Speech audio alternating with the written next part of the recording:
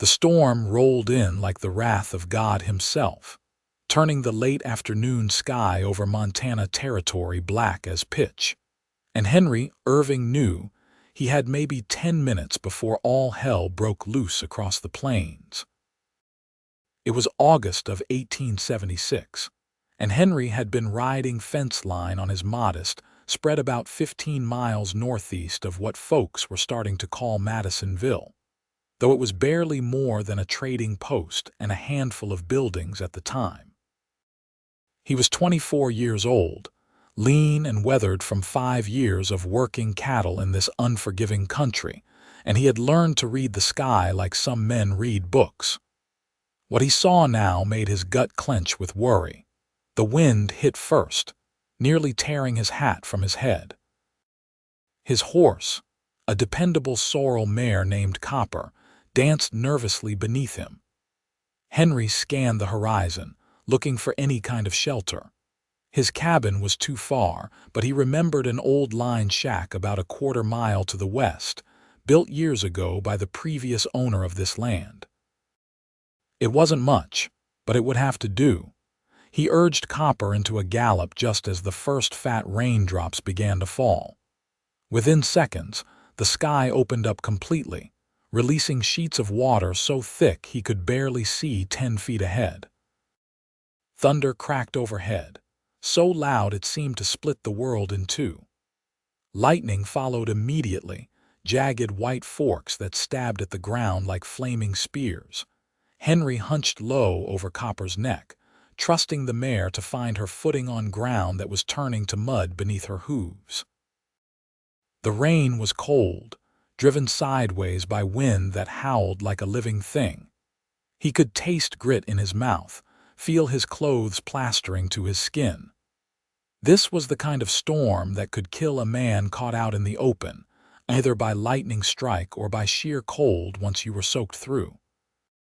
The line shack materialized out of the gray curtain of rain like a ghost. It was little more than 4 walls and a roof, maybe 12 feet square, built of rough-hewn logs chinked with mud and moss. The door hung crooked on leather hinges. Henry practically fell from the saddle, his fingers numb as he fumbled with Copper's reins. There was no proper stable, but there was an overhang on one side where the roof extended out a few feet. It would have to do for the mare. He got Copper situated as best he could, then turned to wrestle with the door. It stuck, swollen from the rain, and he had to put his shoulder into it. When it finally gave way, he stumbled inside, already planning how he would get a fire going in the small stone hearth he remembered from the one time he had been here before. He froze. Someone was already inside. In the dim light filtering through the gaps in the walls, he could make out a figure huddled in the far corner. A woman, he realized, wrapped in buckskin clothing that marked her as native. Her long black hair hung in wet ropes around her face, and her dark eyes were wide with fear as they met his. For a long moment, neither of them moved. Outside, the storm raged on, thunder rolling across the plains like artillery fire. Water dripped from Henry's hat brim from his sleeves, pooling on the dirt floor. "I mean you no harm," Henry said carefully, keeping his hands visible and away from the pistol at his hip. "Just looking for shelter from the storm, same as you, I reckon." The woman said nothing, but Henry saw her hand move slightly and he caught the glint of a knife blade. He could not blame her for being cautious. These were dangerous times, especially for a native woman alone. The wars with the various tribes were ongoing, and the Army's recent actions had left everyone on edge. Just 2 months ago, news had reached the scattered settlements about what happened at the Little Bighorn, about Custer and his men. Tensions were running high, and trust was a rare commodity. "My name is Henry Irving," he continued, speaking slowly and clearly. "I have a small ranch about 5 miles east of here. I was checking fence when the storm came up." He paused, then added, I am going to close this door now if that is all right with you. Wind is going to tear it off otherwise." He did not wait for permission he doubted would come. Moving slowly, he wrestled the door back into its frame, wedging it with a piece of wood he found on the floor. The howl of the wind became muffled, though the rain still drummed on the roof with a sound like thousands of tiny hammers. When he turned back, the woman had not moved, but she was watching him with slightly less fear and more calculation in her eyes. She was young, he realized, probably close to his own age, with fine features and a straight nose. Even soaked and frightened, there was a dignity about her that commanded respect. "You speak English?" Henry asked, a slight nod. "That is good. That is real good." He wiped water from his face with his sleeve, though it did little good since his sleeve was just as wet. "I am going to try to get a fire started. We are both soaked through, and if we do not get warm and dry, we are going to catch our death. Is that all right?" Another small nod. Henry moved carefully to the hearth, giving the woman as much space as possible in the small cabin. Someone had left a small stack of kindling and a few larger pieces of wood, protected from the elements by the stone surround. Whoever it was, Henry was grateful to them. He always carried matches in a waterproof tin, one of the few luxuries he allowed himself. Within a few minutes, he had coaxed a small flame to life, feeding it carefully until it grew into something substantial. The light and warmth seemed to change everything. Shadows retreated to the corners. The chill in the air began to dissipate. Henry held his hands toward the flames, feeling the heat start to thaw his frozen fingers. "You should come closer to the fire," he said without looking at the woman. "No point in both of us being here if you freeze to death over there." For a moment, he did not think she would move. Then he heard the soft rustle of wet buckskin, and from the corner of his eye, he saw her edge closer. She stayed on the opposite side of the fire from him, still wary, but at least she was getting warm. The storm raged on outside, showing no signs of letting up. If anything, it seemed to be getting worse. Henry had been through plenty of summer storms in Montana, but this one had a particular fury to it. He heard what might have been hail beginning to mix with the rain, rattling against the walls like handfuls of thrown gravel. "My name is Bright Owl," the woman said suddenly, her voice soft but clear. "Of the Cheyenne." Henry looked at her then, really looked at her. In the firelight, he could see that she was beautiful, with high cheekbones and eyes that seemed to hold both strength and sadness. There was a bruise on her cheek, he noticed, partially hidden by her wet hair. "Pleased to meet you, Miss Bright Owl," Henry said, meaning it, "though I wish it were under better circumstances." "I am grateful for the shelter," she said carefully, as if weighing each word. "I have been traveling for 2 days. I did not expect such a storm." Henry wanted to ask where she was going, why she was alone, what had caused that bruise, but he held his tongue. It was not his business, and besides, she looked exhausted. Now that she was closer to the light, he could see the dark circles under her eyes, the way she held herself as if every muscle ached. "There is a spring about 20 yards south of here," Henry said instead. "Once this storm passes, we will both need water." "I do not suppose you have any food with you." Bright Owl shook her head. "I left in a hurry. I have nothing." "I have some jerky in my saddlebag," Henry said. "Not much, but enough to share. Soon as this rain lets up a bit, I will go get it." He glanced at the roof, where water was starting to drip through in a few places. "Hopefully, this old shack holds together until then." A loud crack of thunder made them both jump. The lightning that followed was so bright it seemed to turn the world white for an instant, even inside the cabin. Copper whinnied outside, the sound high and frightened. "Your horse," Bright Owl said. "She is scared." "Copper has been through worse," Henry said, though he was not entirely sure that was true. "She is a tough one. They fell into silence then, listening to the storm. Henry was acutely aware of the woman's presence, of the strange intimacy of sharing this small space with a stranger. Under different circumstances, this situation could be dangerous for both of them. If anyone saw him alone with a native woman, there would be talk, and not the kind that ended well. And for her, being alone with a white man was its own kind of danger. But right now, with the storm trying to tear the world apart around them, all of that seemed distant and unimportant. Right now, they were just two people trying to stay alive. "May I ask what happened to your face?" Henry said quietly. "Someone hit you." Bright Owl's hand went automatically to her bruised cheek, then dropped. "My father," she said. "He is a good man, but he has been drinking the white man's whiskey. It makes him angry. When he told me I would marry a man from our tribe, a man much older who already has 2 wives, I refused. We argued. He struck me, so I left." Henry felt a cold anger settle in his chest. He had no love for men who hit women regardless of the circumstances. "Where were you headed?" "I have a cousin who lives with the Crow, 3 days' ride north. I hope to reach her to stay there until my father's anger cools." Bright Owl looked into the fire. "But now I do not know. Perhaps it was foolish to run." "It was not foolish to refuse a marriage you did not want," Henry said firmly. "That is your right."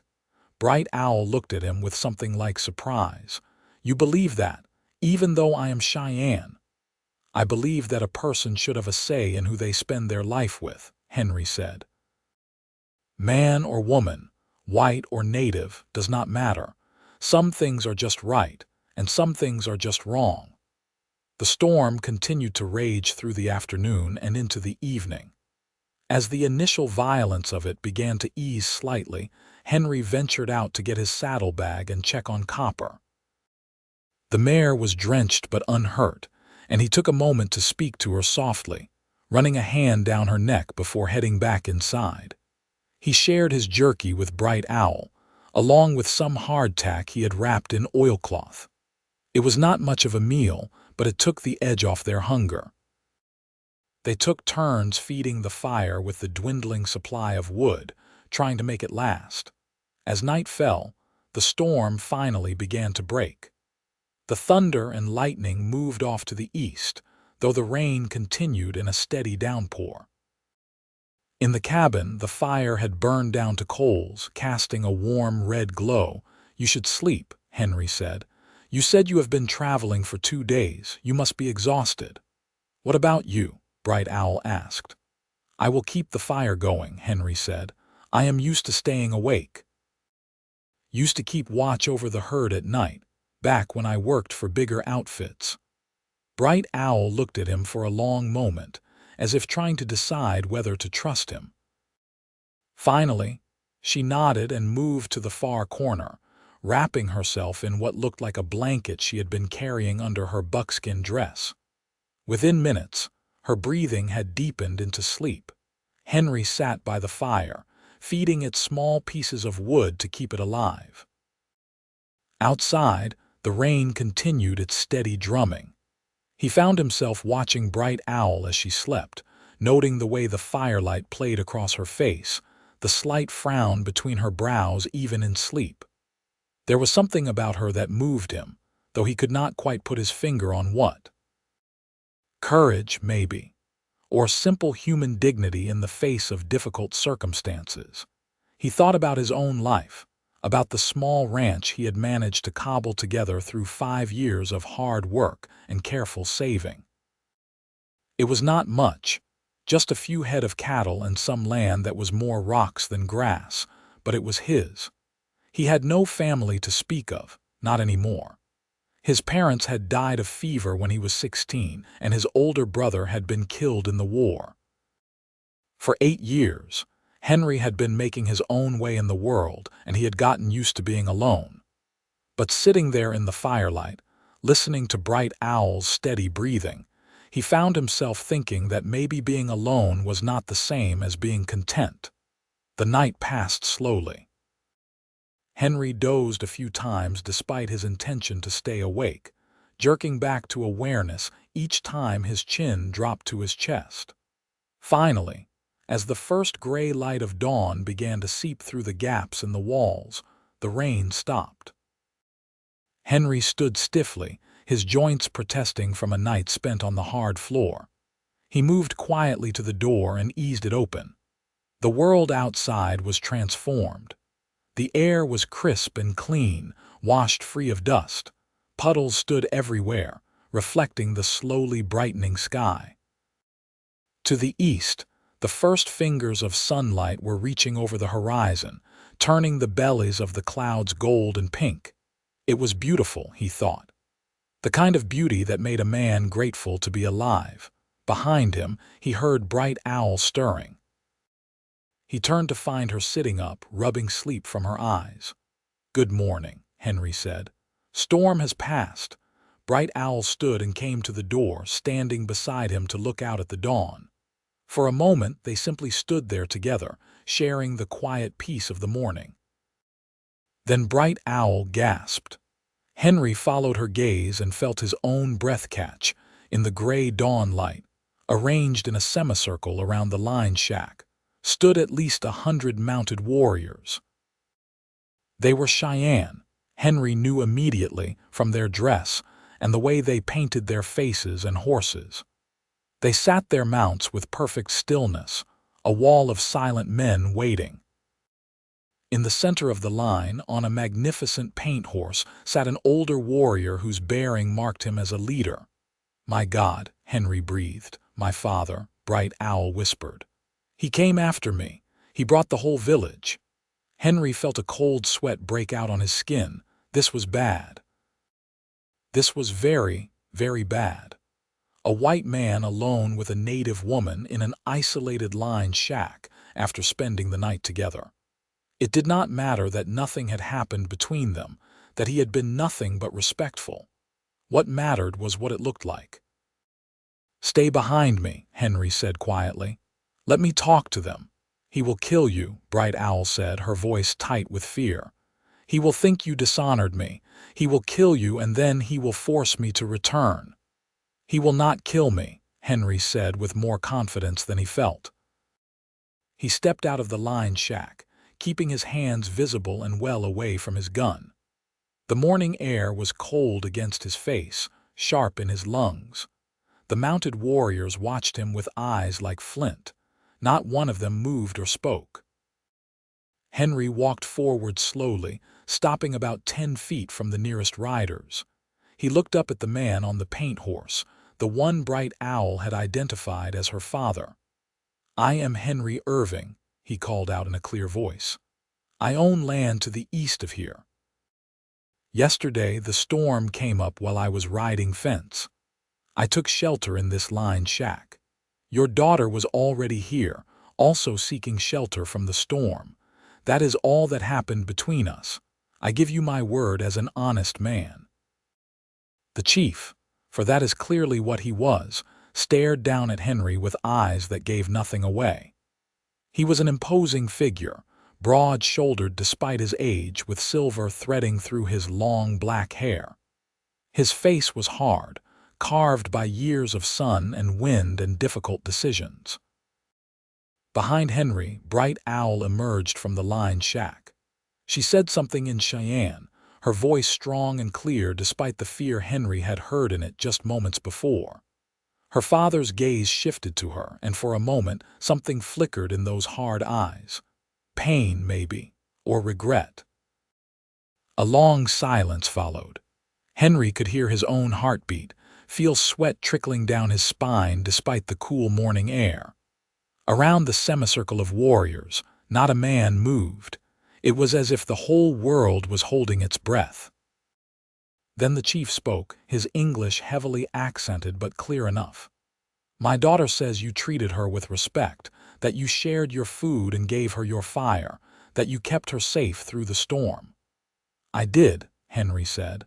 "I would do the same for anyone, regardless of who they were." "She also says," the chief continued, "that you told her a woman should have a say in who she marries, that this is a right that belongs to her. Henry swallowed hard. This felt like dangerous ground, questioning this man's authority over his own daughter, but he would not lie.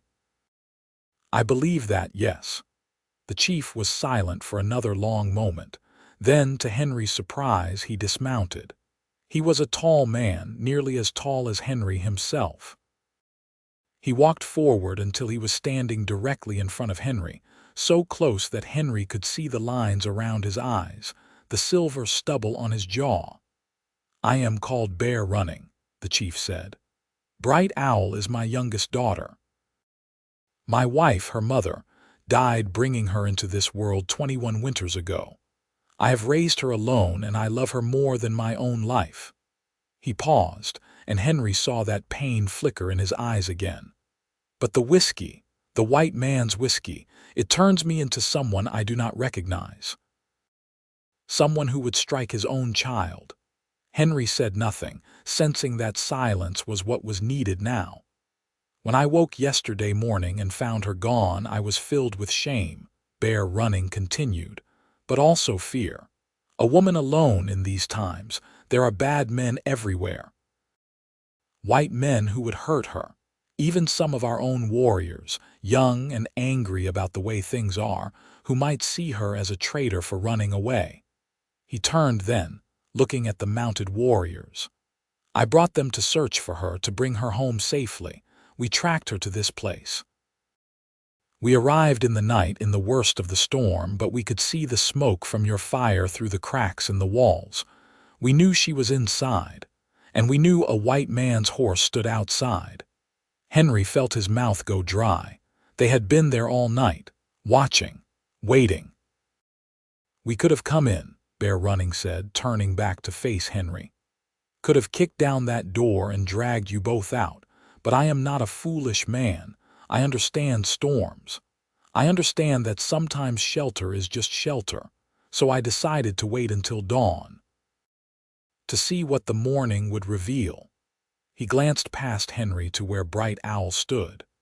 "And what it revealed is that my daughter is unharmed, that she stands tall and looks me in the eye, that she spent the night in the presence of a white man who treated her with honor." Bear Running stepped even closer to Henry, near enough now that Henry could smell the smoke from countless campfires in his clothes, the sweet grass and sage that seemed to be part of his very skin. "You protected my daughter from the storm," Bear Running said quietly. "In doing so, you have earned the gratitude of the Cheyenne. You have earned my gratitude." Henry let out a breath he had not realized he was holding. "I was just doing what any decent person would do." "No," Bear Running said firmly. "In these times there are many who would not. There are many who would have hurt her, or left her to face the storm alone, or worse." He paused. "My daughter tells me she was running away from a marriage I arranged, a marriage to a man who would have treated her as property, not as a person. She says I did this while drunk on whiskey, and I know it to be true, though I did not want to admit it." He turned then, speaking loudly enough for all the gathered warriors to hear, switching to Cheyenne. Henry could not understand the words, but he understood the tone. This was a man making a pronouncement, a decision that would affect them all. When Bear Running turned back to Henry, there was something new in his face. Resolution, maybe, or the peace that comes from making a difficult but right choice. "I am canceling the marriage," Bear Running said. "My daughter will not be forced to marry a man she does not love. This is my decision as chief and as her father." Bright Owl made a small sound, something between a gasp and a sob. She pressed her hand to her mouth, and Henry saw tears streaming down her face. Bear Running walked to his daughter then, and for a moment the mighty chief looked like nothing more than a father who had wronged his child and desperately wanted to make it right. He reached out tentatively, as if afraid she might flinch away, and when she did not, he pulled her into his arms. They spoke in Cheyenne, words Henry could not understand but whose meaning was clear enough in the way Bright Owl clung to her father, in the way his hand cradled the back of her head like she was something infinitely precious. When they finally separated, both had tears on their faces, but they were smiling. Bear Running turned back to Henry, and there was a new warmth in his eyes. "You will come with us," Bear Running said. It was not quite a question, but not quite a command either. "Back to our camp. We will feed you. Rest your horse. It is the least we can do to thank you for your kindness to my daughter." Henry hesitated. The smart thing would be to politely decline, to get on Copper and ride back to his own land as fast as he could. He had just spent the night with a native woman and been confronted by 100 armed warriors. By all rights, he should be counting his blessings and getting the hell out. But he looked at Bright Owl, at the way she was watching him with those dark eyes, and he found himself nodding. "I would be honored." The camp was located in a valley about 5 miles northwest of the line shack, tucked up against a creek that ran swift and clear with runoff from the storm. There were perhaps 40 lodges arranged in a circle, with horses grazing on the hillside beyond. Smoke rose from cooking fires, and Henry could see women moving among the lodges, children playing near the water. As the procession of warriors rode into camp with Henry in their midst, people stopped what they were doing to stare. Henry sat straight in his saddle, very aware of the curious and sometimes hostile looks being directed his way. He was the only white face in a sea of bronze, the only one in canvas pants and a cotton shirt among men wearing buckskin and trade cloth. Bear Running led him to the center of the camp, to a large lodge painted with images of bears and stars. He dismounted and gestured for Henry to do the same. "This is my home," Bear Running said. "You are welcome here." Inside, the lodge was larger than Henry had expected, with a fire pit in the center and sleeping robes arranged around the edges. Bear Running gestured for Henry to sit, and they settled on opposite sides of the fire. Bright Owl had disappeared somewhere, probably to her own place in the lodge. A younger woman entered, carrying a pot of something that smelled rich and savory. She served them both without speaking, though her eyes lingered on Henry with undisguised curiosity. When she left, Bear Running explained, "That is my sister's daughter. She helps me since my wife died." They ate in silence for a while. The food was a stew of some kind, thick with meat and wild onions and other things Henry could not identify but which tasted better than anything he had eaten in months. He realized he was ravenous, that the jerky and hardtack from the night before had barely made a dent in his hunger. "Tell me about yourself," Bear Running said as they ate. "You said you have land to the east. You raise cattle," Henry nodded. "Not many yet, maybe 50 head. But I am building slowly, doing it right. The land is mine, bought and paid for fair and square. I have a small cabin, a barn, good water from a creek. It is not much, but it is home." "You are young to own land," Bear Running observed. "Your family helped you." "My family is gone," Henry said. "My parents died of fever when I was 16. My brother fell in the war. It is just me now, has been for a long time." Something shifted in Bear Running's face, a recognition of shared grief. "It is hard to be alone in this world," he said quietly. "I know this truth well." They talked for hours, these two men from such different worlds. Bear Running told Henry about his people, about how they had once roamed freely across the plains, following the buffalo. He spoke of the treaties that had been made and broken, of the promises from Washington that turned out to be lies. He talked about trying to find a way forward for his people, to keep them safe in a world that was changing faster than anyone could have imagined. Henry listened, and he found himself seeing things he had never really thought about before. He had always known, in an abstract way, that the natives were being pushed off their land, that there was injustice in how they were treated. But hearing it from Bear Running, seeing the pain in the eyes of this proud, intelligent man, made it real in a way it had never been before. "The world is changing," Bear Running said finally. "My children will not live the life I lived. Perhaps their children will not even speak our language. This makes me sad, but I cannot stop it any more than I can stop the river from flowing." He looked at Henry across the fire. "What I can do is try to find a way for them to live with dignity in this new world, to find honor even when everything else is being taken away." "That is all any of us can do," Henry said. "Try to live with honor, try to do right by the people we care about." Bear Running nodded slowly. "You understand, this is good." He paused, then said, "My daughter, Bright Owl, she is strong-willed and intelligent. Too intelligent, perhaps, for the life I imagined for her. The marriage I tried to arrange was wrong. I see that now. I was afraid, I think. Afraid that if she did not marry within the tribe, within our traditional ways, she would be lost to me forever." "Where she marries does not have to mean she is lost to you," Henry said carefully. Bear Running looked at him sharply, and Henry wondered if he had overstepped. But then the older man smiled, just a little.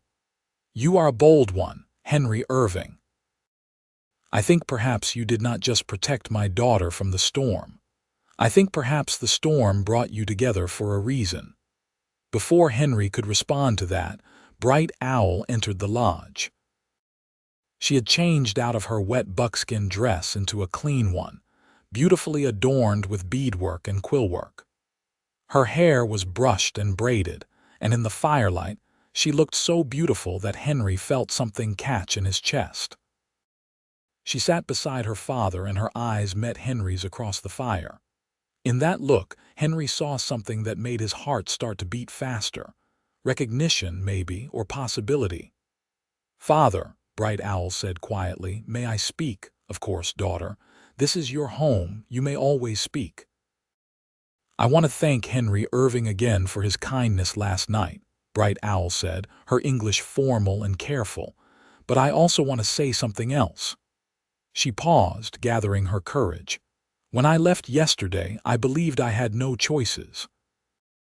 I believed my life was decided for me, that I would either marry the man you chose or spend my life alone and apart from my people. But Henry Irving told me that I had a right to choose my own path. He made me believe, for the first time, that perhaps there was another way." Bear Running listened with the same careful attention he had given Henry. "What way do you see, daughter?" "I do not know yet," Bright Owl admitted. "But I know that I want to find out. I want to choose for myself, even if that choice is hard. Even if it means walking a path that others have not walked before. That is all I want for you," Bear Running said gently. "To be happy, to be safe. If you can have those things, then I will be content." Henry spent 3 days in the Cheyenne camp. On the first day, he simply rested, still exhausted from his night in the line shack. On the second day, Bear Running took him around the camp, introducing him to the other members of the tribe. Some were welcoming, curious about this white man who had shown kindness to their chief's daughter. Others were more reserved, watching him with eyes that held suspicion and old pain. Henry understood. He did not blame them. The history between their peoples was written in blood and broken promises, and 3 days of courtesy could not erase that. But there were moments that gave him hope. A group of children who followed him around, giggling and daring each other to touch the white man's hand. An old woman who told him, through Bear Running's translation, that she remembered when the first white traders came through, how they had seemed like visitors from another world. A young warrior who showed Henry how to throw a lance, laughing good-naturedly when Henry's attempts fell comically short. And through it all, there was Bright Owl. She seemed to be everywhere Henry looked, helping her cousin prepare food. Sitting with the other young women, working on beadwork while they talked and laughed. Walking along the creek with a water basket. Each time their eyes met, Henry felt that same catch in his chest, that same sense of possibility that both thrilled and terrified him. On the evening of the second day, she came to him as he was tending to copper. The sun was setting, painting the valley in shades of gold and crimson. "Your horse is beautiful," Bright Owl said. "What is her name?" "Copper," Henry said, "for the color of her coat." "I have had her for 3 years now. She is the best horse I have ever owned." "She trusts you," Bright Owl observed. "I can see it in how she stands with you." "I treat her well," Henry said simply. "Animals know when they are cared for." Bright Owl smiled, and Henry found himself smiling back.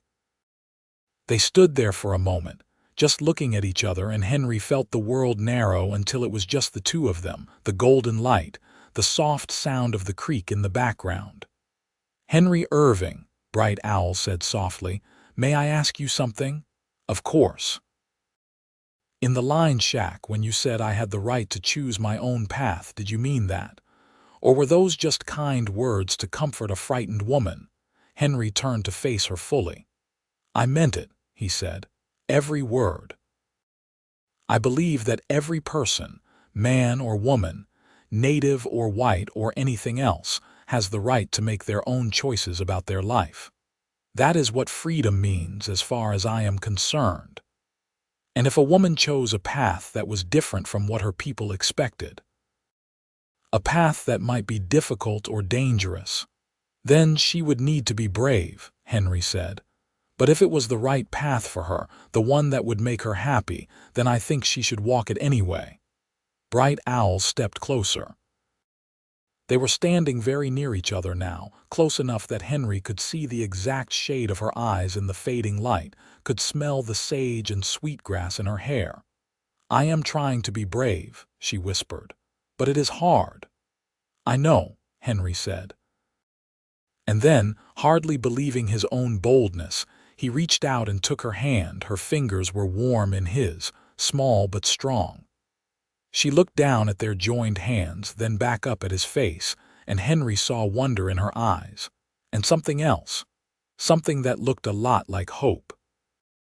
"Henry Irving," she said, "I think the storm brought us together for a reason." "So do I," Henry admitted, "though I am not sure what that reason is yet."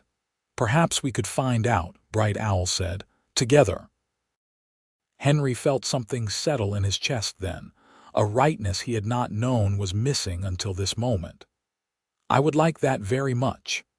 They stood there as the sun finished setting, their hands clasped, two people from different worlds trying to imagine a future that included both.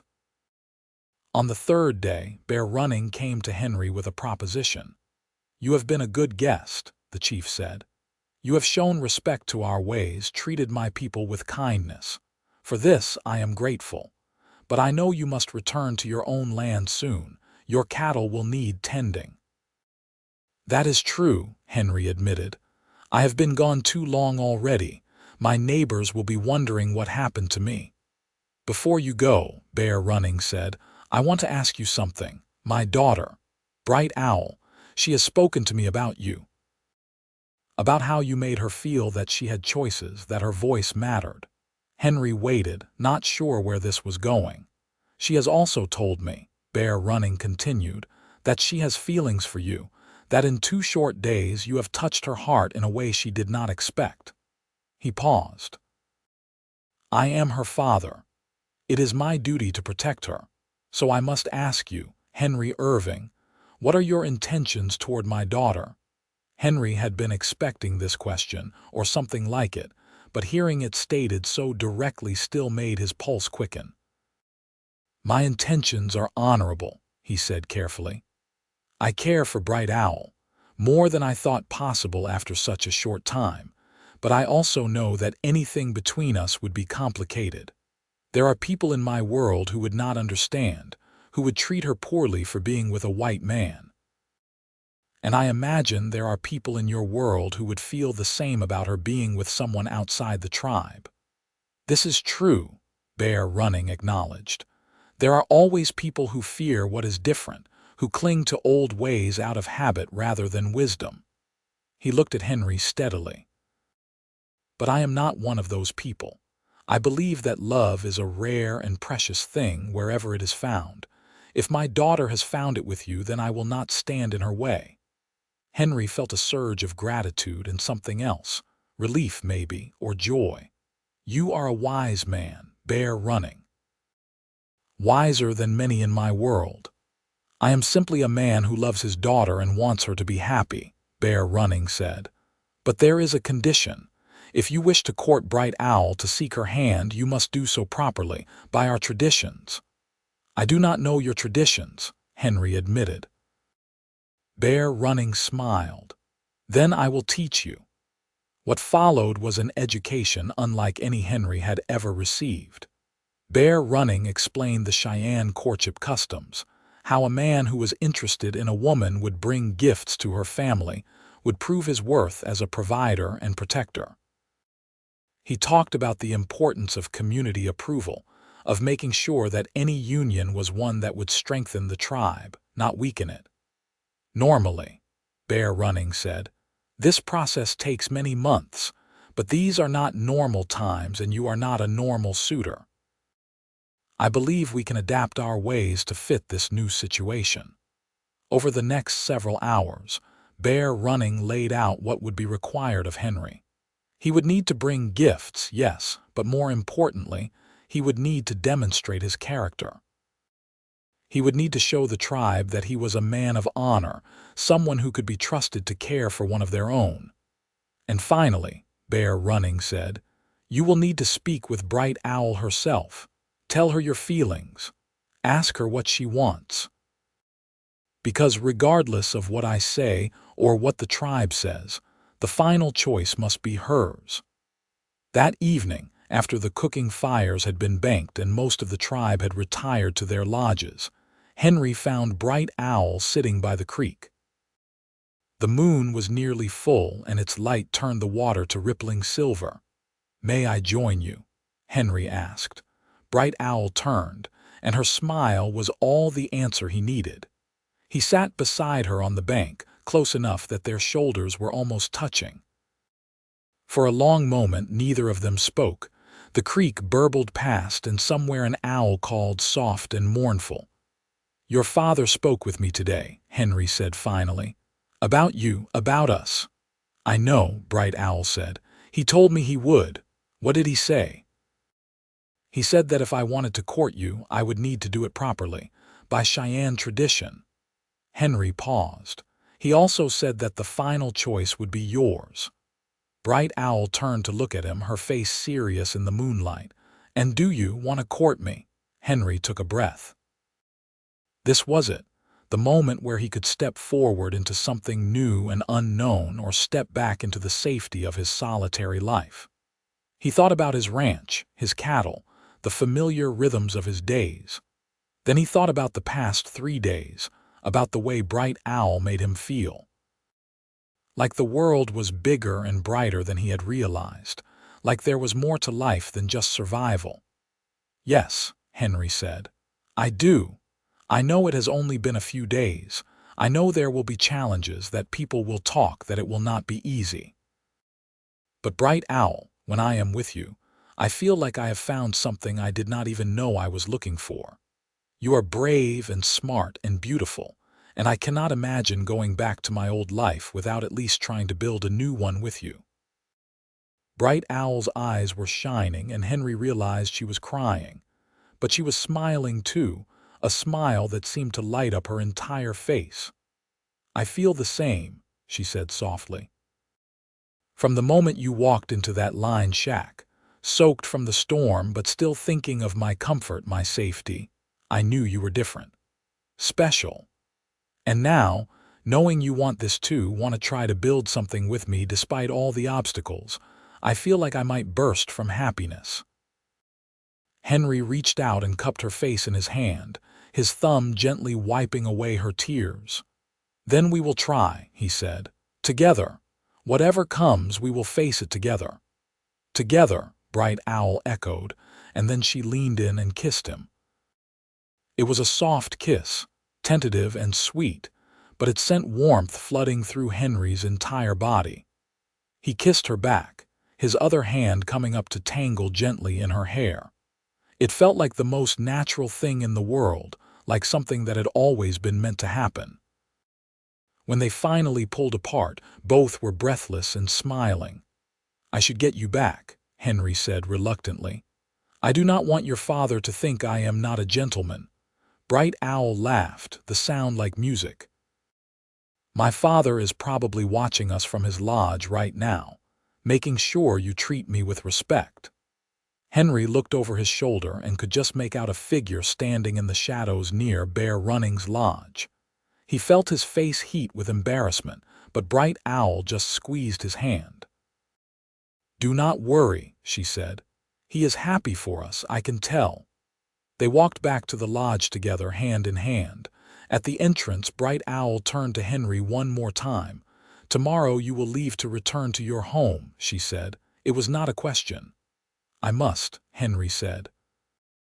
"But I will come back, I promise, and we will figure out what comes next."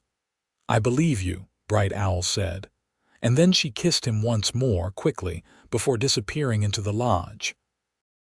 Henry stood there for a moment, touching his lips and marveling at how completely his life had changed in just a few short days. The next morning, Henry prepared to leave. The whole camp turned out to see him off, a gesture of respect that moved him deeply. Bear Running presented him with a blanket woven with traditional Cheyenne patterns, a gift of great value. "Return in 1 month," Bear Running said. "Come with the gifts you think appropriate and we will have a feast. You can meet more of our people and we can begin the process of joining our families properly." "I will be here," Henry promised. Bright Owl walked with him to the edge of the camp. She had tears in her eyes, but she was smiling. "1 month," she said. "It seems like a long time." "It will pass quickly," Henry said, though he was not sure he believed it himself. "And then we will have all the time in the world." He mounted Copper, then looked down at her one last time. "Bright Owl, I will come back for you, I swear it." "I know," she said. "I trust you." And with that, Henry turned Copper toward the east and rode out of the valley, carrying with him a heart that was fuller than it had ever been before. The month that followed was the longest of Henry's life. He threw himself into work, tending his cattle with renewed vigor, repairing fences and buildings that had been neglected. He also began preparing for his return to the Cheyenne camp, gathering items he thought would make appropriate gifts. This was more challenging than he had anticipated. "What did you bring as gifts to the family of the woman you loved when that family was from a completely different culture?" He could not very well show up with flowers and candy like he would if he were courting a woman in town. Finally, he decided on practicality. He bought several wool blankets from the trading post in Madisonville, along with a good steel knife for Bear Running and some needles and thread he thought the women might appreciate. He also set aside 2 of his best cattle, planning to drive them to the Cheyenne camp as a gift. It seemed appropriate, giving livestock as a demonstration of his ability to provide. The people at the trading post gave him strange looks when he made his purchases, especially when he let slip that they were gifts for the Cheyenne. The trader, a weathered man named Callahan, pulled him aside. "You might want to be careful, son," Callahan said quietly. "Tensions are running high right now. Army is still stirred up about Little Bighorn. Folks around here are not feeling too charitable toward the natives." "I appreciate the concern," Henry said, "but these are good people. They showed me hospitality when I needed it. I am just returning the favor." Callahan shrugged. "Your funeral, but do not say I did not warn you." Henry also had to deal with his neighbors. The closest one, a man named Peterson who ran a larger spread to the south, came by one afternoon with questions. "Heard you were gone for a few days during that big storm," Peterson said, trying to sound casual. "Everything all right. Took shelter with some Cheyenne," Henry said. "They were good enough to feed me and rest my horse before I came home." Peterson's expression turned sour. That's so. Well, you might want to be more careful about the company you keep. People talk. Let them talk, Henry said, feeling his temper start to rise. I do not recall asking for their opinions about my life. Just trying to help, Peterson said, holding up his hands. But if you want to make trouble for yourself, that is your business. After Peterson left, Henry stood on his porch and looked out at his land. He loved it here, loved the wide open spaces and the big sky and the freedom of making his own way. But for the first time, he found himself wondering if there was a place for him here if he went through with this. If he married Bright Owl, would his neighbors turn on him? Would he lose the respect of the community he had worked so hard to build a place in? Then he thought about Bright Owl's smile, the way she had kissed him in the moonlight, the sense of rightness he felt when they were together. And he knew that whatever the cost, it would be worth it. The month passed slowly, but finally, the day came. Henry loaded his gifts onto a pack horse, selected the 2 cattle he wanted to give as gifts, and set out for the valley where Bear Running's tribe was camped. It was a beautiful day in early September, the air crisp with the first hint of autumn. The cottonwoods along the creek were starting to turn gold, and the sky was that deep, impossible blue that only seemed to exist out here on the plains. As Henry rode into the valley, he saw that the camp had grown. There were more lodges now, more people. He later learned that other family groups had joined Bear Running, drawn by his reputation as a wise and fair leader.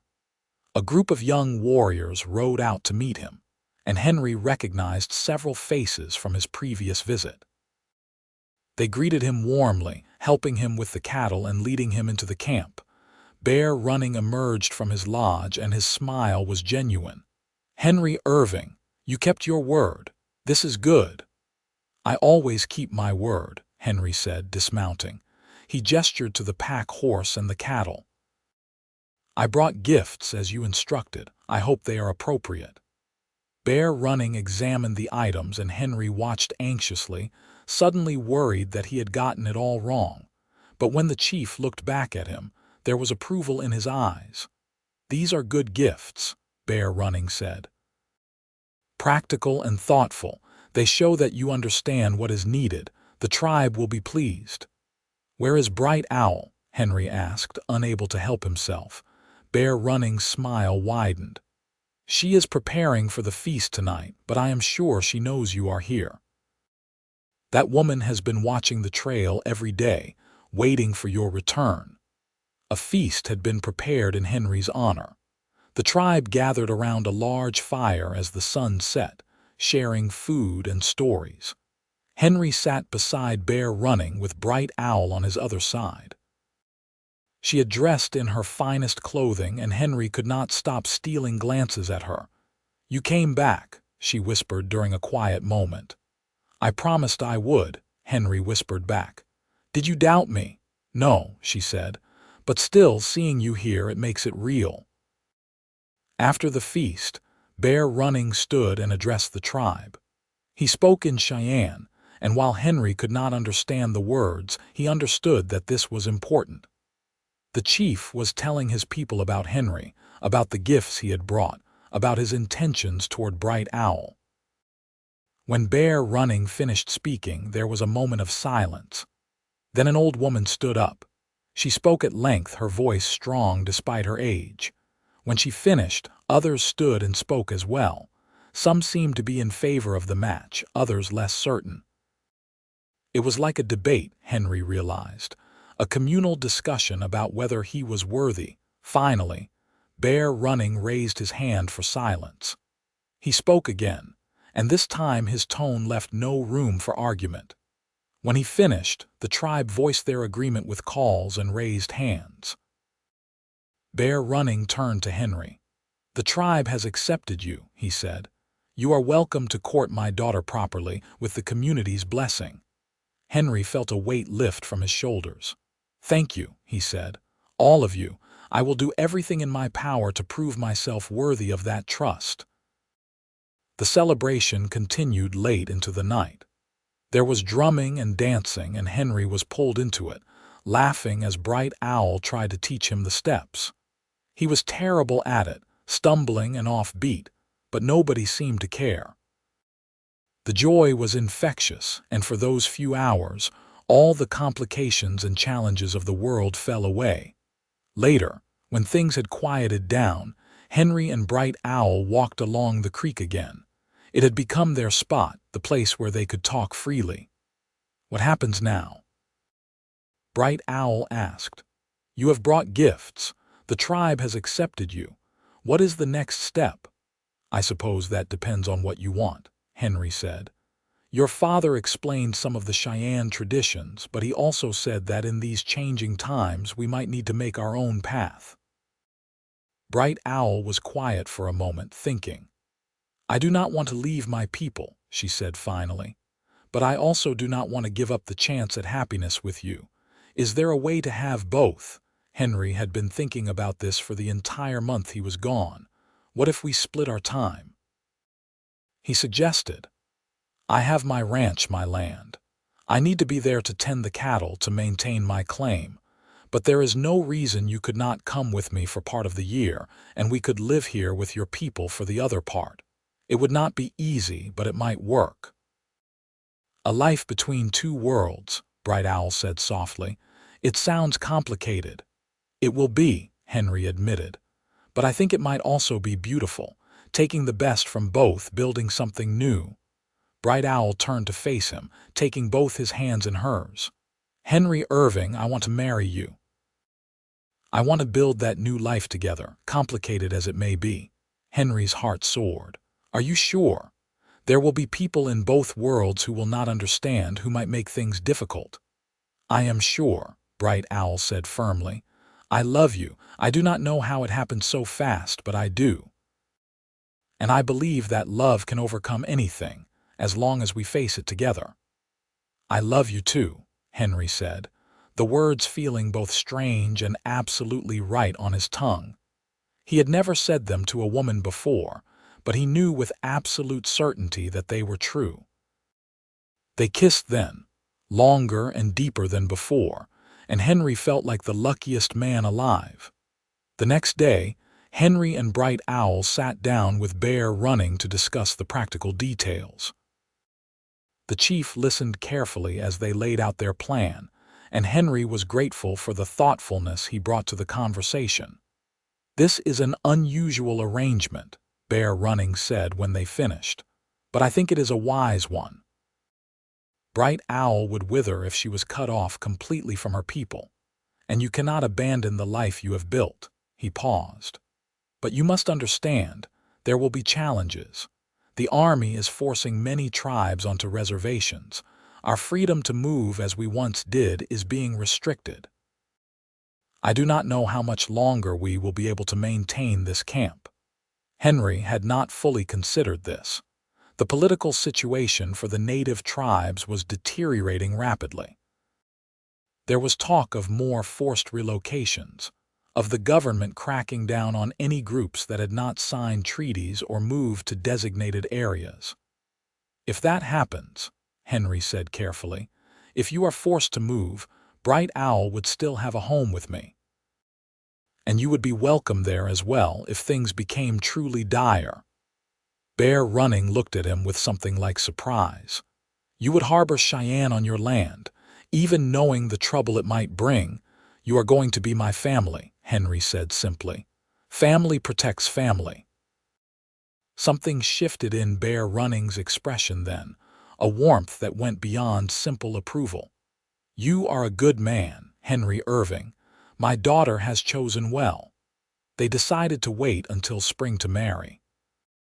This would give Henry time to expand his cabin to accommodate Bright Owl and prepare his ranch for her arrival.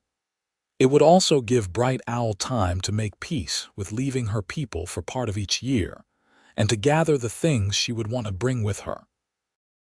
In the meantime, Henry would visit as often as he could, and Bright Owl would occasionally come to his ranch, always accompanied by family members to maintain propriety. It was a cold day in October when Bright Owl first saw Henry's ranch. She rode in with her cousin and one of her uncles, and Henry could see her taking in everything with curious eyes. The cabin was small, just one room with a loft, but it was sturdy and well built.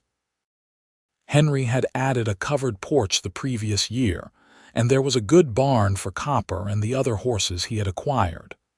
The cattle grazed on the hills beyond, fat and healthy. "It is beautiful," Bright Owl said, and Henry could hear the sincerity in her voice. "I can feel how much care you have put into it." "It is not much," Henry said, suddenly shy, "but it is home, and I hope it will be home for you too." They spent the day exploring the ranch. Henry showed her where the creek ran, the best grazing lands, the line of trees he had planted to serve as a windbreak. Bright Owl took everything in, asking intelligent questions that showed she understood the work required to maintain such a place. Her cousin and uncle were more reserved, watching Henry with careful eyes. But by the end of the day, even they seemed to be warming to him. When they shared a meal in the cabin, the conversation flowed more easily, and there was even laughter. Over the following months, a pattern developed. Henry would spend 2 weeks at his ranch, then travel to the Cheyenne camp for a week. During the winter, when travel was more difficult, the visits became less frequent, but they wrote letters, with Bright Owl learning to write English with determined focus, and Henry learning basic Cheyenne from bear running. It was a hard winter, one of the coldest Montana had seen in years. Henry spent much of it preparing for the spring, for the wedding, and for Bright Owl's arrival. He expanded the cabin, adding a second room. He built furniture with his own hands, a table and chairs, a bed frame. He wanted everything to be perfect for her. In the Cheyenne camp, Bright Owl was engaged in her own preparations. She worked on a wedding dress, combining traditional Cheyenne beadwork with styles she had seen on white women's clothing. She gathered herbs and medicines, knowing that Henry's ranch was far from any doctor. She learned to make the foods that Henry had told her he liked, adapting them to incorporate the cooking methods of her people. Spring came late that year, but when it finally arrived, it was glorious. The grass turned green almost overnight, and wildflowers carpeted the hills in sheets of color. It was time. The wedding was held in the valley where Bear Running's tribe camped, but it incorporated elements from both cultures. Bear Running performed a traditional Cheyenne ceremony, with the couple exchanging gifts and making promises to each other in front of the assembled tribe. Then, at Henry's request, they also said vows in English, the kind of promises that would be recognized by the white world they would also need to navigate. "I, Henry Irving, take you, Bright Owl, to be my wife," Henry said, his voice strong and clear. "I promise to honor you, to protect you, to walk beside you through all the joys and sorrows life may bring. I promise to respect your people, your culture, your traditions, and I promise to love you for all my days." Bright Owl's eyes were shining as she made her own vows. "I, Bright Owl, take you, Henry Irving, to be my husband. I promise to be your partner, to share your burdens and your joys. I promise to make our house a home, to bridge the worlds we come from and build something new. And I promise to love you now and forever." They sealed their promises with a kiss, and the tribe erupted in celebration. There was feasting and dancing that went on long into the night. Even the elders who had been most skeptical of the match seemed caught up in the joy of it. As the sun set, painting the sky in brilliant shades of orange and pink, Henry and Bright Owl slipped away from the celebration. They walked to their spot by the creek, and Henry pulled his wife close. "We did it," he said softly. "We are married." "We are," Bright Owl agreed, leaning her head against his chest. "My husband. That sounds strange and wonderful all at once." "My wife," Henry said, testing out the words. "I like the sound of that very much." They stood there as the stars began to emerge, holding each other and marveling at the turn their lives had taken. A storm had brought them together, and through courage and love, they had found a way to make a life that honored both their worlds. The early years of their marriage were not easy. Henry and Bright Owl faced prejudice from both communities. In Madisonville, some people refused to do business with Henry once word got out that he had married a native woman.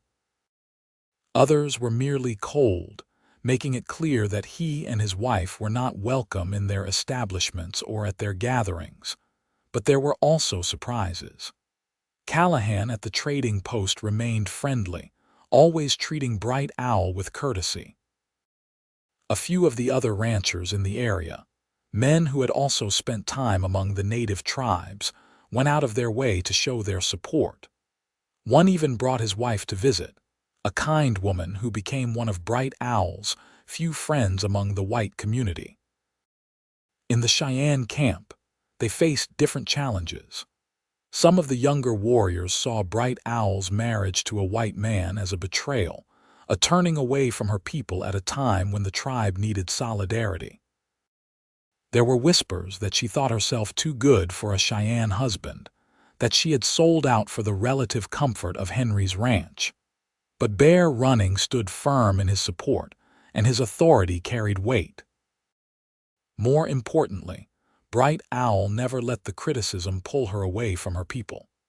She came back regularly, participated in ceremonies and celebrations, and made it clear that while she had married outside the tribe, she remained Cheyenne in her heart. As the months turned into years, something unexpected happened. Henry and Bright Owl's marriage became a kind of bridge between the communities. When disputes arose between white ranchers and the tribe over grazing lands or water rights, Henry found himself called upon as a mediator, someone who could speak both languages and understood both perspectives. It was delicate work, and not always successful. But more often than not, Henry was able to find solutions that satisfied both sides. He gained a reputation as an honest broker, a man whose word could be trusted. And through him, some of the white ranchers began to see the Cheyenne not as faceless enemies, but as people with legitimate concerns and rights. 2 years after their wedding, Bright Owl told Henry she was pregnant. The joy that filled him was almost overwhelming. They were going to have a child, a living symbol of their love and their commitment to building a bridge between worlds. But the joy was tinged with worry. What kind of life would their child have? Neither fully part of the white world nor the native one, caught between both. Would their son or daughter be accepted anywhere? Or would they face a lifetime of being seen as other, as not quite belonging? Bright Owl seemed to sense his thoughts. "Our child will be loved," she said firmly, one hand on her still flat belly. "By us, by my father, by our community. Love is enough." "I hope you are right," Henry said. "I am," Bright Owl insisted. "You will see." Their son was born in the spring of 1879 at the ranch with the help of Bright Owl's cousin and the white woman from the neighboring ranch who had become a friend. It was a long labor, and Henry spent most of it pacing outside the cabin, jumping at every sound. When he was finally allowed inside, he found Bright Owl propped up in bed, exhausted but radiant, holding a tiny bundle wrapped in a blanket she had made herself. "Come meet your son," she said softly. Henry approached on shaking legs and looked down at the tiny face of his child. The baby had Henry's nose but Bright Owl's coloring and dark hair. He was perfect. "What should we call him?" Henry asked, his voice thick with emotion. They had discussed names at length, wanting to choose something that honored both cultures. Finally, they decided. "His name is River," Bright Owl said.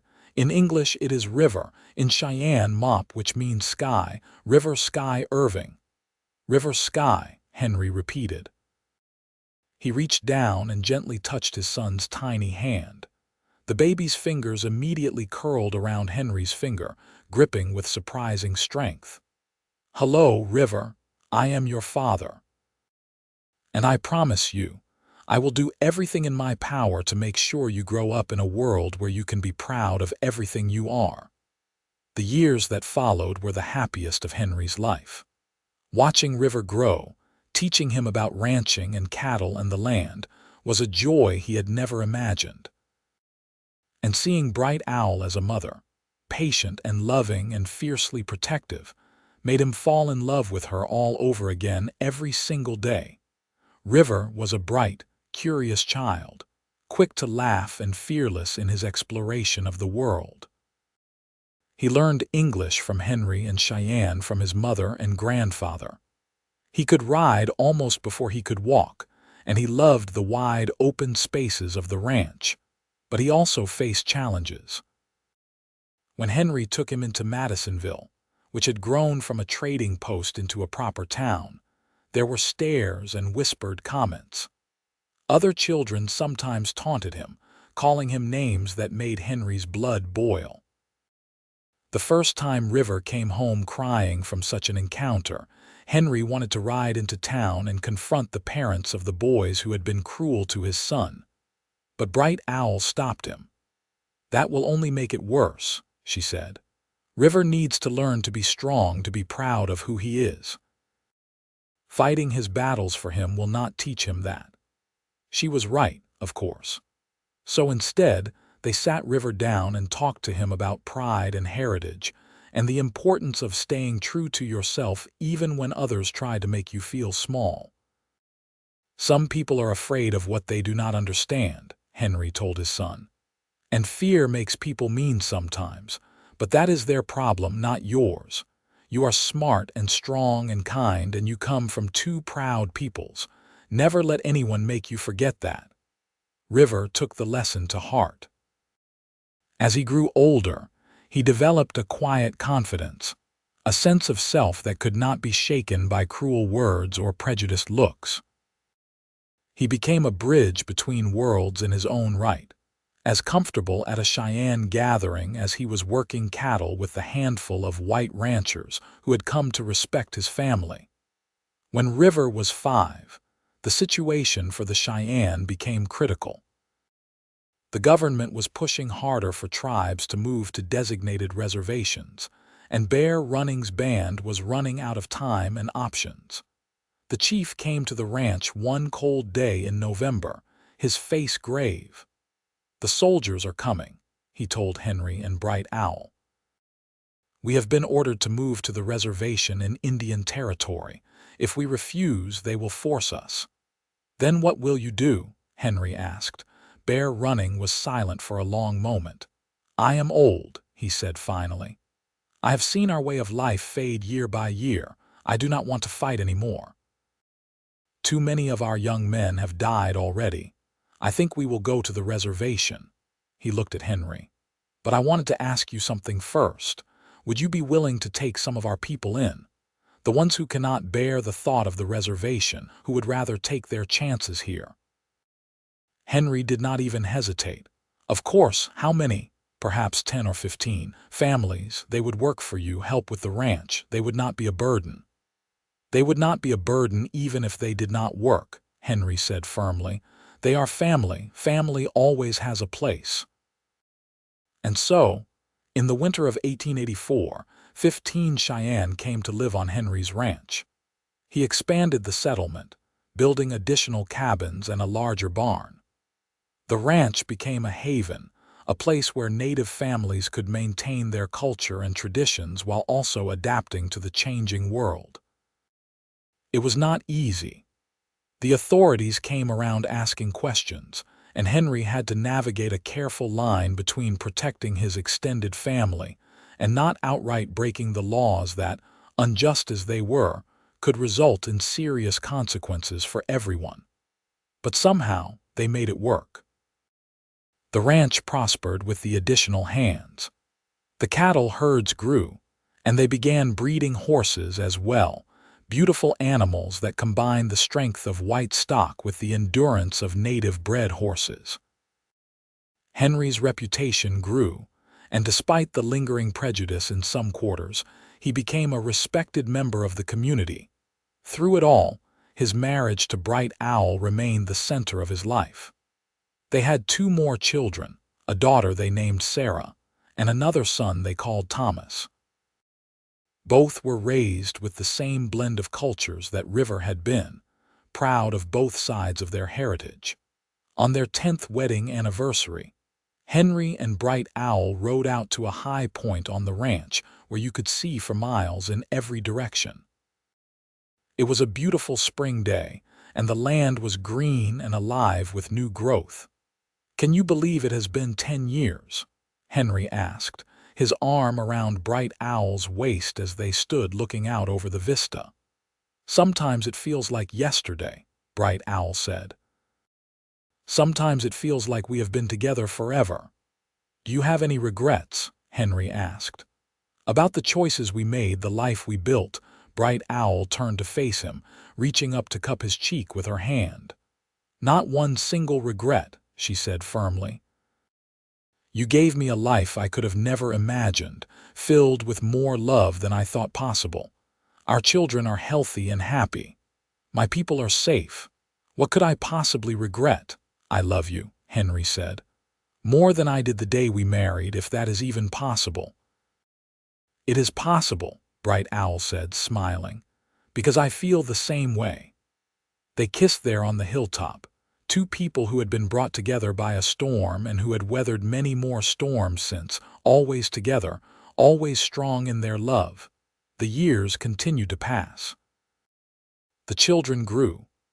River became a fine young man, eventually taking over much of the day-to-day running of the ranch from his aging father.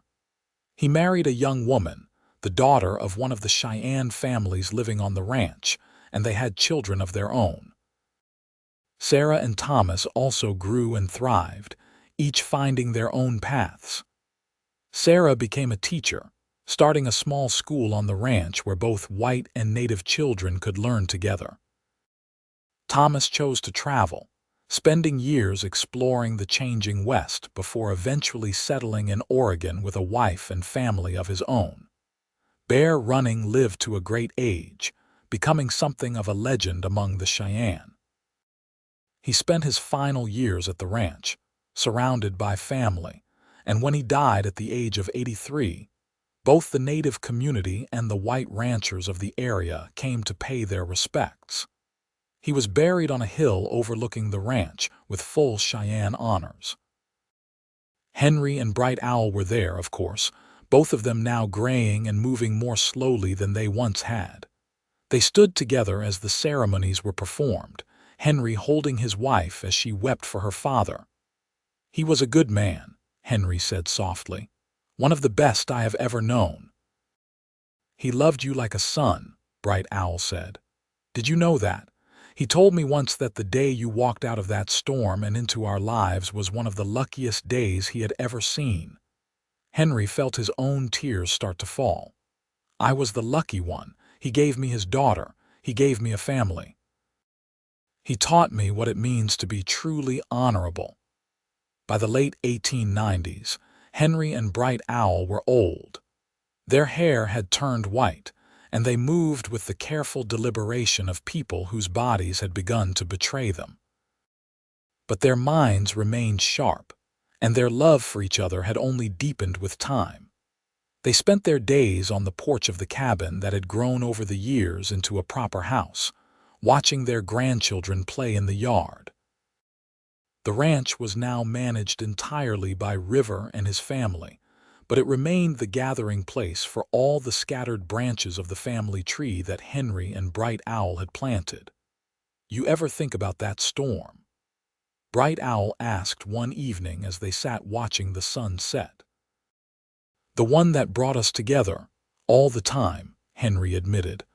"I think about how different my life would have been if I had not sought shelter in that lined shack, if you had not been there." "I think it was meant to be," Bright Owl said. "I think the spirits saw 2 lonely people who needed each other, and they sent the storm to bring us together." "Maybe so," Henry said. "All I know is that you are the best thing that ever happened to me. Every day with you has been a gift." Bright Owl reached over and took his hand, their fingers intertwining with the ease of decades of practice. "And you gave me freedom," she said. "Freedom to choose my own path, to live my life on my own terms. That is the greatest gift anyone has ever given me." They sat there in comfortable silence as the stars began to emerge, two people who had built a life and a legacy that would endure long after they were gone. Henry Irving died in his sleep in the spring of 1902, at the age of 75. Bright Owl was beside him, as she had been for over 25 years of marriage. She held his hand as he drew his final breath, and though her heart was breaking, she was grateful that he went peacefully, without pain or fear. The funeral was one of the largest the area had ever seen. Ranchers came from all over Montana territory. The Cheyenne came in great numbers, traveling from the reservation and from scattered settlements to pay their respects to the white man who had become one of their own. There were speeches and tears, and the kind of celebration of a life well lived that Henry would have appreciated. Bright Owl stood strong through it all, surrounded by her children and grandchildren and great-grandchildren. When it was her turn to speak, she talked about the man she had loved, about his kindness and his courage, and his unwavering commitment to doing what was right even when it was difficult. "Henry Irving was my husband, my partner, my best friend," she said, her voice carrying across the assembled crowd. "He took a frightened woman seeking shelter from a storm and gave her a home, a family, a life beyond anything she had dreamed. He built bridges between worlds that others said could never be joined. And he loved with a purity and constancy that showed me what true devotion means. I will miss him every day for the rest of my life, but I am grateful beyond measure for the time we had together." Bright Owl lived for 5 more years after Henry's death. She remained at the ranch, cared for by River and his family, still the matriarch of the sprawling family she and Henry had created. She spent her days telling stories to the youngest generation, teaching them about their heritage, both white and Cheyenne, and about the love that had made their existence possible. When she died in 1907, at the age of 72, she was buried beside Henry on the hill overlooking the ranch. Their graves were marked with a single stone that bore both their names and a simple inscription: "Two worlds, one love, forever joined." The ranch remained in the family for generations. It became a landmark of sorts, a place known throughout Montana as a symbol of what could be achieved when people chose love over fear, understanding over prejudice. The story of Henry and Bright Owl was passed down through the years, taking on the quality of legend but never losing the essential truth at its core. That truth was simple. Love, real love, can bridge any divide. It can bring together people from different worlds and create something new and beautiful. It requires courage and commitment and a willingness to face challenges together. But when you find it, it is worth every struggle, every sacrifice, every moment of doubt. Henry and Bright Owl had found it in the most unlikely of circumstances. In a lined shack during a storm, when a cowboy protected a native woman, and their lives changed forever. And in finding it, they had not only created their own happiness, but had laid a foundation for understanding and respect that rippled outward, touching more lives than they could have ever imagined. Their story ended with their deaths, but the legacy they left behind continued. Their descendants carried their blood and their values forward into a new century, into a new world. And somewhere, in the way those descendants treated others with respect and dignity, in the way they built bridges instead of walls, the spirit of Henry and Bright Owl lived on. The ranch remained standing well into the 20th century, eventually protected as a historical site. The house was restored and maintained, and visitors could walk through the rooms where Henry and Bright Owl had raised their family. They could see the carefully preserved artifacts. Bright Owl's wedding dress with its intricate beadwork, Henry's saddle and rifle, the blanket bear running had given Henry all those years ago. But more than the physical objects, the site preserved the story.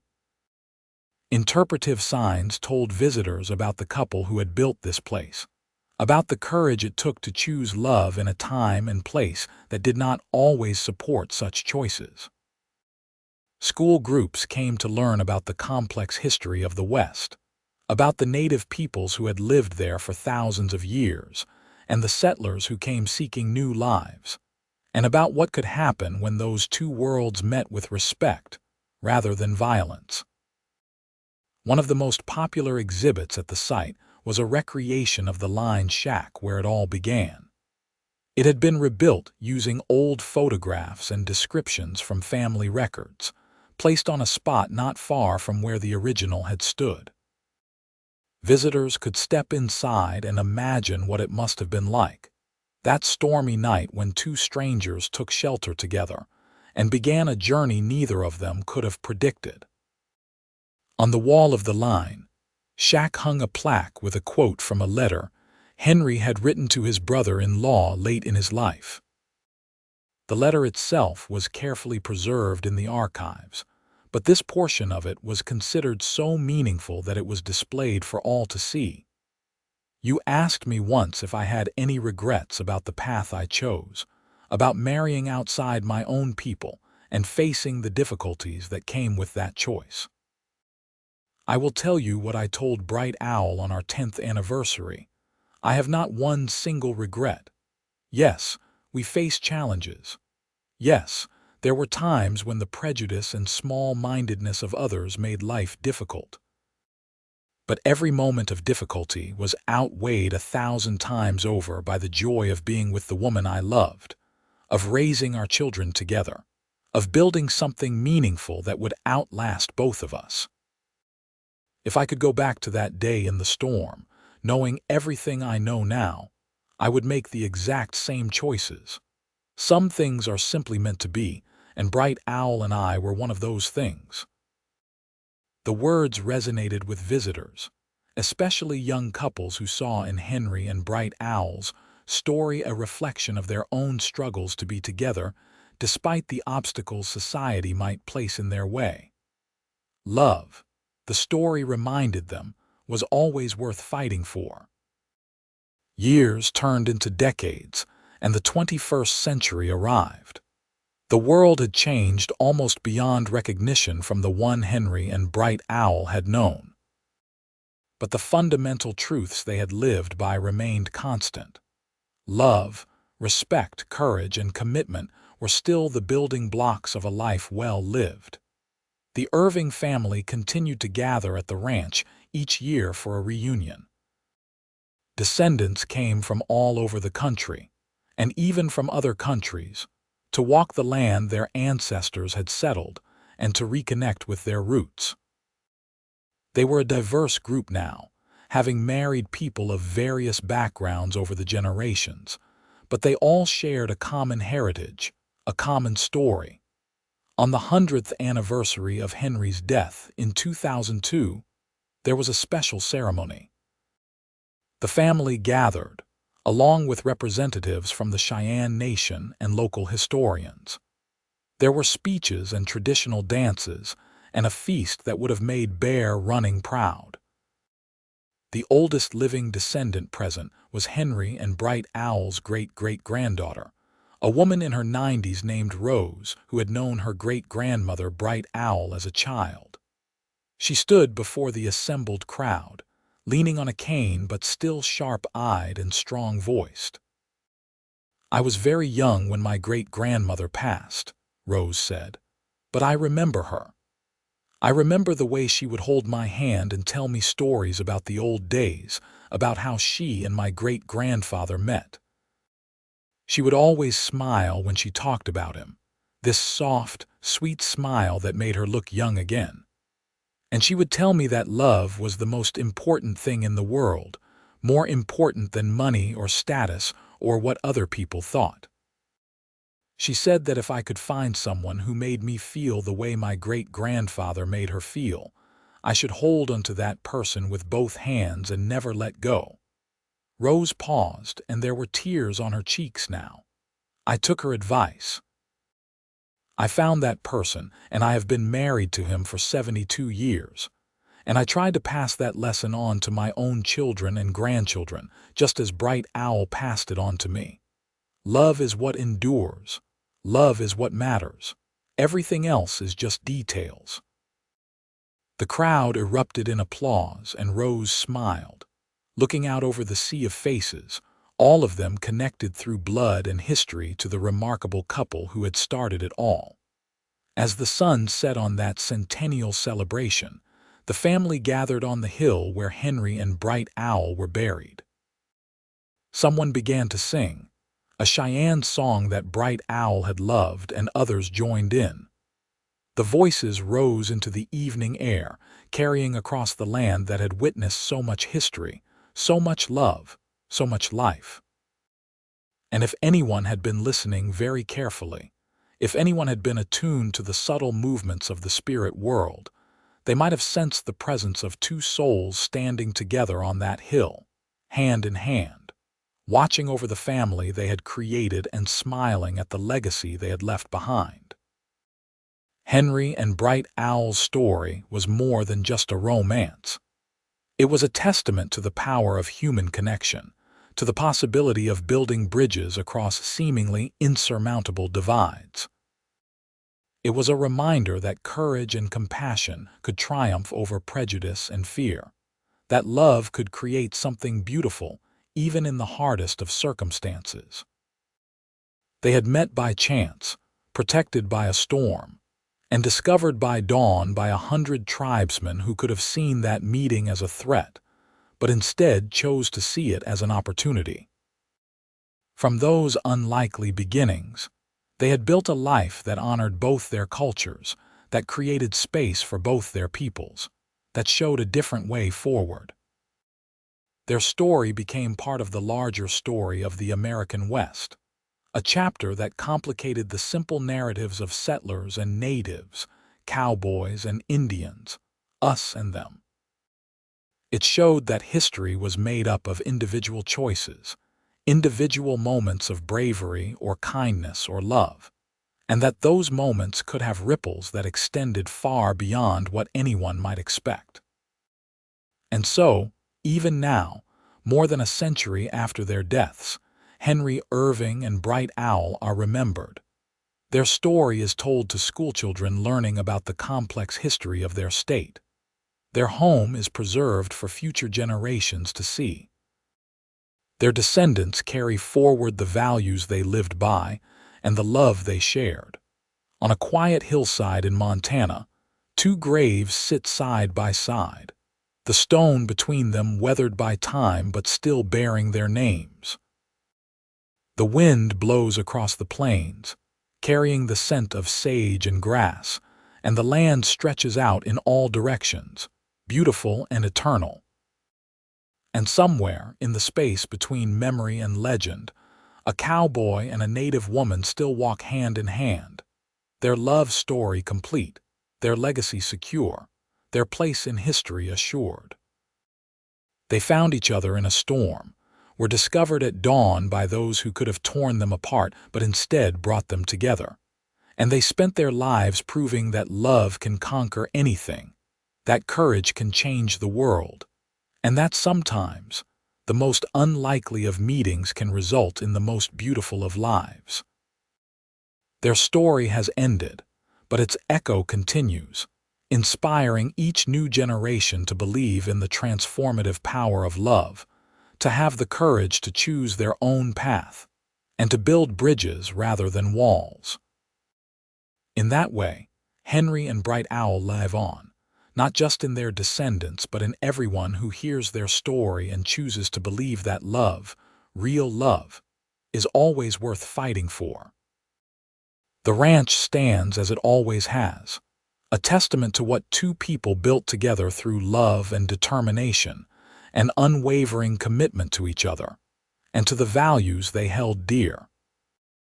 And on quiet nights, when the wind whispers through the cottonwood trees and the stars shine bright overhead, you can almost hear the sound of laughter, the murmur of voices speaking both English and Cheyenne, the creak of a porch swing where an old couple sits holding hands, grateful for every moment they have been given together. This is their story, complete and whole, from that first meeting in a storm-battered line shack to the final days when their children and grandchildren surrounded them with love. It is a story of overcoming obstacles, of choosing love over fear, of building something beautiful that would outlast them both. It is a story that reminds us all that the best things in life are worth fighting for, that courage and kindness can change the world, and that true love never really ends. Henry and Bright Owl lived, loved, built a family and a legacy, and passed from this world surrounded by those they loved most. They faced every challenge together, celebrated every joy together, and created a life that was richer and more meaningful than either could have imagined alone. Their story is told, their legacy is secure, and their love endures, eternal as the Montana sky, constant as the flowing creek, strong as the mountains that stand watch over the land they called home.